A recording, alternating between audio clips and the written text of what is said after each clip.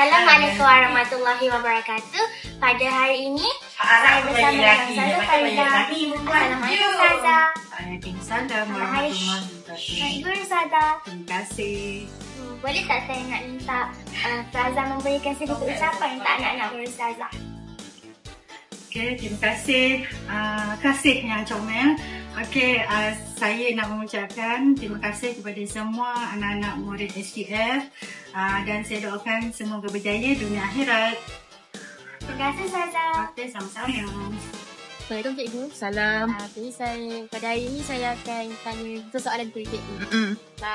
Apakah kenangan pahit dan manis selama cikgu berkhidmat di sini? Oh, kenangan pahit dan manis. Bagi saya sepanjang 18-20 tahun di STF, saya merasakan banyak kenangan manis daripada pahit. Manisnya adalah kita apabila saya dapat meraihkan bersama-sama kejayaan anak-anak syurga STF. Dalam kejayaan dalam peperiksaan, dalam pusat cemerlang, dalam SPM, dan semualah dalam bidang kurikulum dan sebagainya. Pahit tu biasanya pahit sekejap je.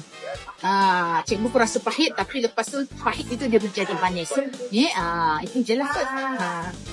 Baik dengan cikgu. Okey, sama. Ya, sama. Assalamualaikum Ustaz. So pada hari ini saya akan bertanya satu soalan untuk majlis ibu ini. Jadi apakah pandangan terbaik pada hari ini? Terbaik. Okeylah, pada pagi ini meriah lah hari guru yang pelajar-pelajar buat. Banyak cikgu-cikgu yang pelbagai ragam lah ada. Ada yang ajar, semua bertudung lituk semua. Lagi ada yang macam magic, ahli magic. Dia pakai baju tidur pun ada, baju kelawar. Apa pun meriah lah. Okay, terima kasih. Seperti mana kita tahu, tema Hari Guru untuk Kebangsaan adalah Guru Pemacu Reformasi Pendidikan.